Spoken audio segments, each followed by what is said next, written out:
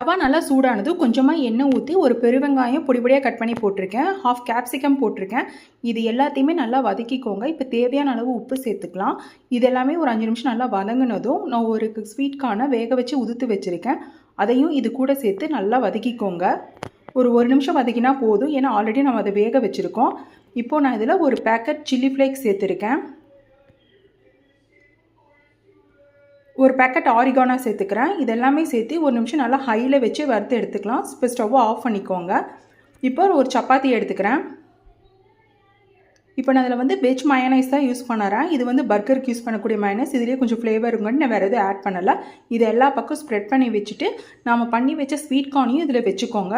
வச்சுட்டு இப்போ 2 சைடுமே நல்லா மடித்து விட்டுக்கிட்டு நல்லா டைட்டாக ரோல் பண்ணினீங்கன்னா ரொம்பவே அருமையான சப்பாத்தி ரோல் ரெடி ஆகிடும். இது குழந்தைங்களுக்கு ரொம்பவே பிடிக்கும். செஞ்சு பார்த்து எப்படி இருக்குன்னு சொல்லுங்கள். அண்ட் தேங்க்ஸ் ஃபார் வாட்சிங்.